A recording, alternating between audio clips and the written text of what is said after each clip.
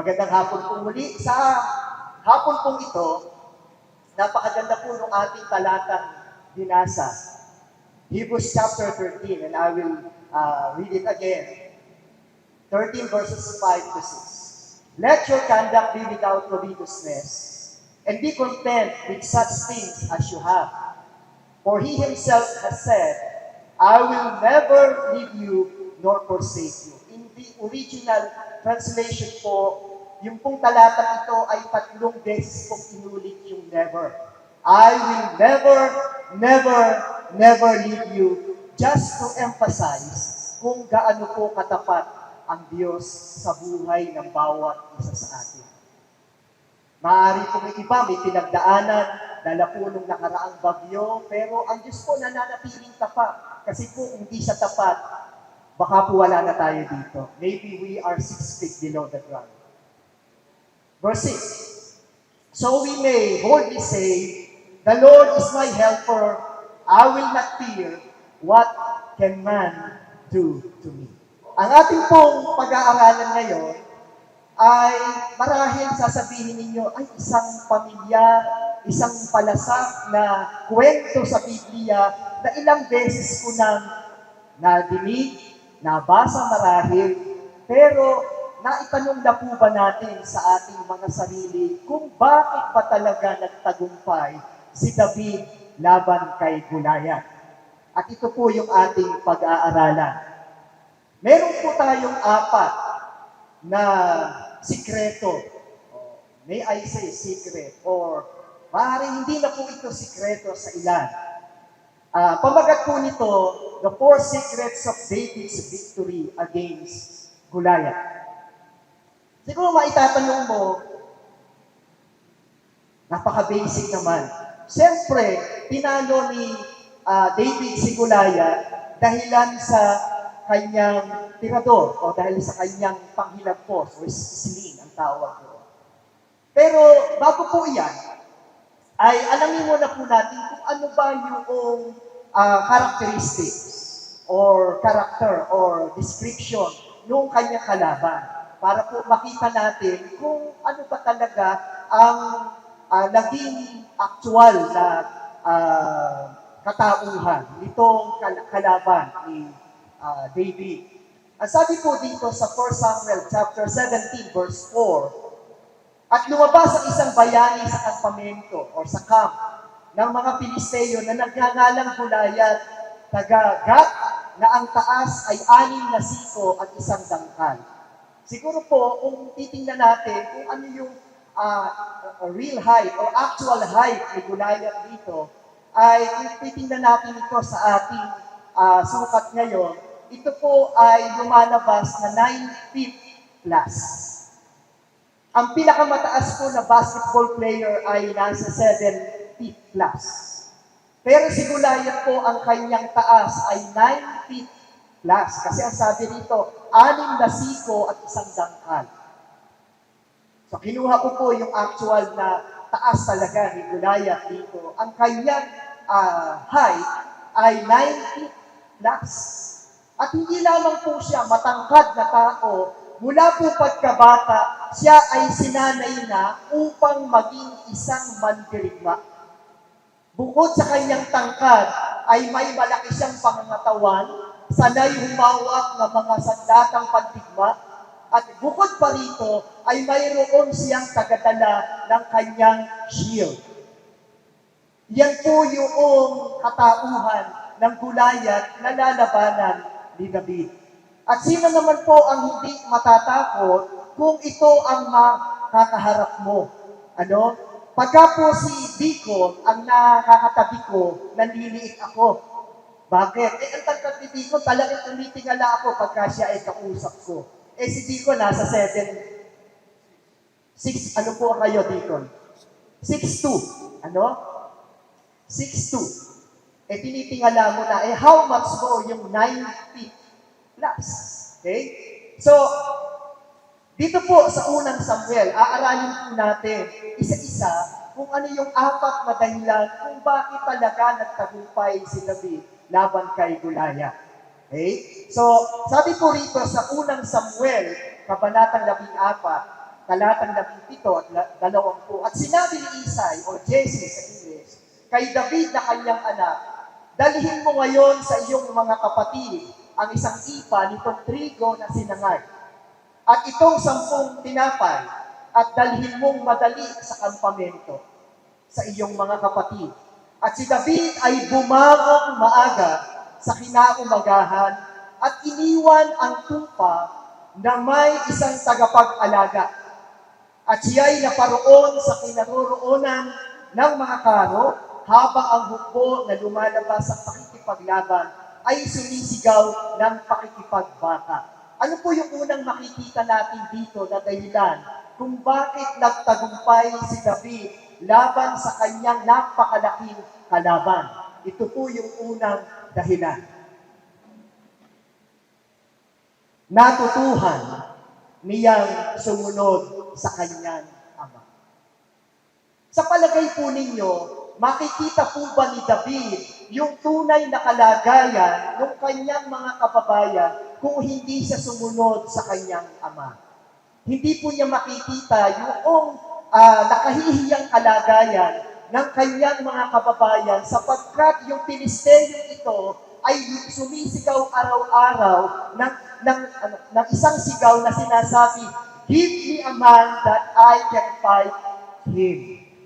Kasi po, ang usapan dito, kapag siya ay natalo, magiging alipin ng mga Israelita ang mga Pilisteyo. At kung sila naman, yung mga Israelita naman ang matalo, magiging alipin sila ng mga Pilisteyo.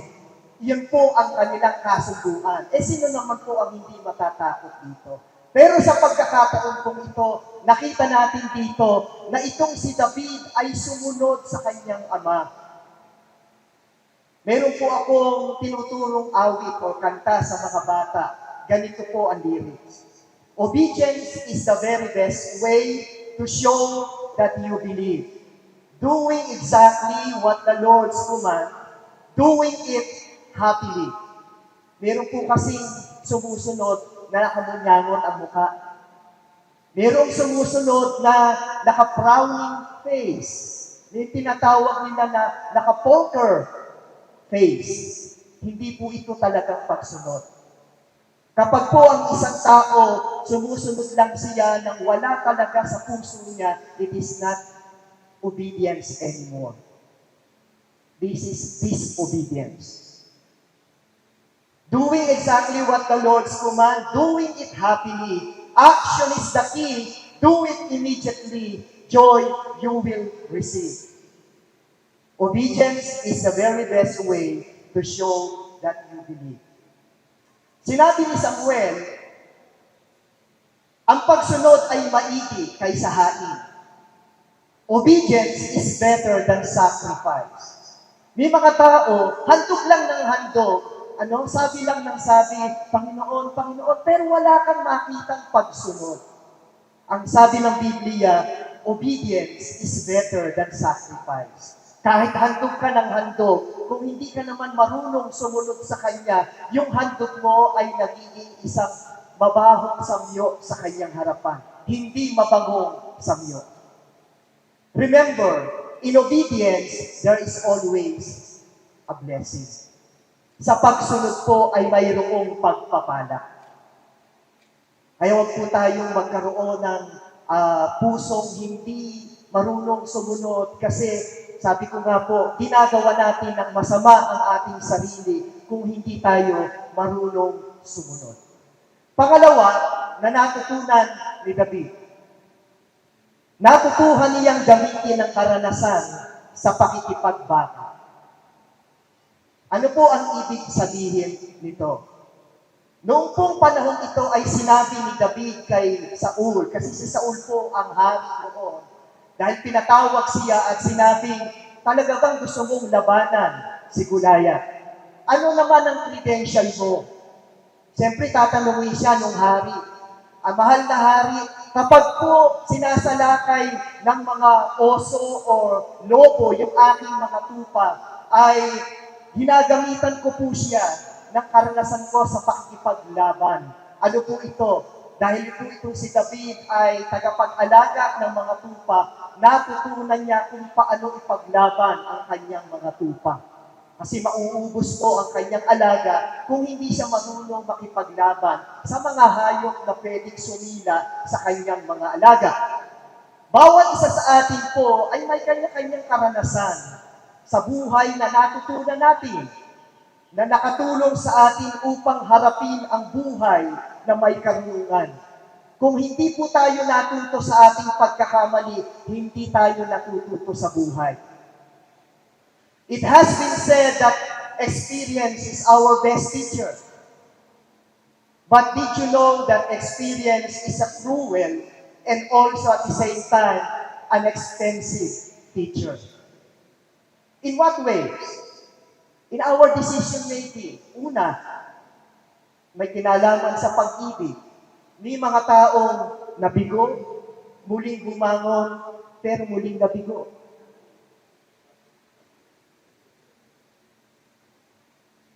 Parang may mga nangiti. Nabigo, muling bumangon, pero muling nabigo. Ang ibig sabihin noon, hindi nadala. Hindi ka natuto sa unang pagkakamali. Pangalawa, may kinalaman sa pera, sa money. May mga tao na sinasabi, pag tinanggap ko na yung aking 13-month pay, alam na niya kung saan gagamitin. Sa isip niya, nakabudget na. Pero nung mahawakan na niya, hindi niya malaman bakit biglang naubos. Bakit? Kasi may mga bagay tayo na pinagastusan na hindi naman talaga mahalaga. Sa karir, no? May mga tao na hindi magtagal sa trabaho. Bakit? Yun yung sinasabi ng kasabihan ng matatanda na ang taong pagulong-gulong ay hindi kakapitan ng lumot. In buying something, decision to eh. Sabi, ay, gusto ko nito. Pero pag dumating na sa kanya, ay, saan ko ba gagamitin ito? Wrong decision. Okay? Based on our experiences, marami tayong mga bagay na pinipili na talaga namang hindi kailangan. Marami nga tayo nakatambak na lang sa bahay, pero hindi naman natin maitapon-tapon. Minsan naman, meron akong mga bagay na i-dispose na, hindi naman sa wala dito yung aking may bahay, sa iaalis ko na, ang gagawin naman, kukuhanin na naman, at ibabalik na naman doon sa dating pwesto. Ano ang tawag doon? Miser. Okay? Sana po hindi kayo miser. Yung dapat ay i-dispose na dahil 5 taon lang hindi isinusuot, ayaw pang bitawan. Pangatlo na dahilan kung bakit nagtagumpay si David, natutuhan niyang gamitin ang tamang sandata.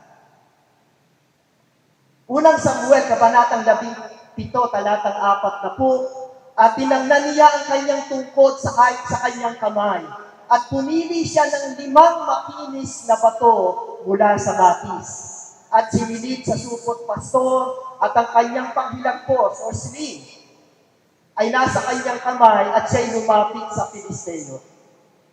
Sa takbuhan, ang pinakamagaan at komportableng damit ang isinusuot sa pagtakbo. Tama po ba? Kapag ka sa takbuhan at nagsuot ka ng maong o nagsuot ka ng something na hindi komportable, I'm telling you, kulelat ka sa takbuhan. Bakit po? Hindi pang takbo yung isinuot mo. May tamang kasuotan sa bawat palaro. May tamang kasuotan sa tamang palakasan. Kahit po sa pagta-travel, ay may prinsipyong itinuturo. Ano po yun? Travel light. Naranasan na po ba yung mag-travel na sa katutak ang dala ninyo, hindi ka mag-enjoy sa pagkabiyahe kasi kayo bigat ng dala-dala mo. Travel light. Okay? Tamang sandata. Ano po yung ginagamit natin sandata kapag tayo ay humaharap sa pagsubok. Maaaring sarili mong kalakasan, o kaya naman lumalapit ka sa tao o connection. Tandaan po natin ang sabi ng Panginoon, hindi sa pamamagitan ng kalakasan, ni ng kapangyarihan, kundi sa pamamagitan ng aking espiritu, sabi ng Panginoon ng mga hukbo. Kawikaan 3:5, tumiwala ka sa Panginoon ng buong puso mo at huwag kang manalig sa iyong sariling kaunawaan. And then pang-apat, natutuhan niyang gamitin ang pangalan ng Panginoon. Unang Samuel, Kabanatang 14, talatang 45. Nang magkagayoy, sinabi ni David sa Filisteo, ikaw ay naparirito sa akin na may malaking sibat at may kalasan, ngunit ako'y naparirito sa iyo sa pangalan ng Panginoon ng mga hukbo, ng Diyos ng mga kawal ng Israel na iyong hinahamon. Kawikaan 18:10, ang pangalan ng Panginoon ay matibay na muog, tinatakbuhan ng matuwid at naliligtas. Jeremias 10:6, walang gaya mo o Panginoon, ikaw ay dakila at ang iyong pangalan ay dakila sa kapangyarihan. Kung may kabigatan ka, kapatid, kaibigan, kanino ka lumalapit? Ang sabi ng Panginoon, magseparito kayo sa akin, kayong lahat na nangapapagal, at nangabibigat ang lubha, at kayo'y aking papagpapahingahin. Kilala mo ba ang Diyos ni David? Kilala mo na ba ang Diyos ng Biblia? Ang sumasampalataya sa anak ay may buhay na walang hanggan, ngunit ang hindi tumatalima sa anak ay hindi makakakita ng buhay, kundi ang buot ng Diyos ang sumasa kanya. Mga kaibigan, mga kapatid, si David ay nagtagumpay hindi dahil sa kanyang sariling kalakasan. Siya ay nagtagumpay dahil sinunod niya yung 4 na prinsipyo na ating pinag-aralan. Nawa po, i-apply natin ito sa ating mga kanya-kanyang buhay. At sinasabi ng Biblia, ang sinumang sumusunod sa Kanya, kailanman ay hindi ko itatapo. Pagpalain po ng Diyos ang mga bagay na ating pinag-aralan sa hapon.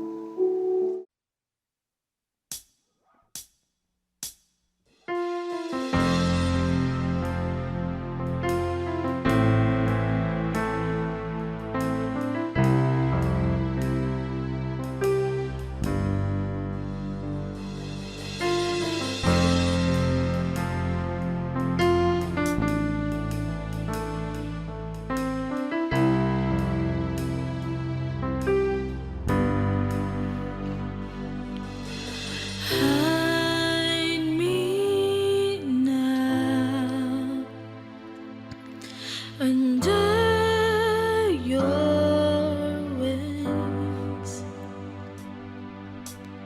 Cover me with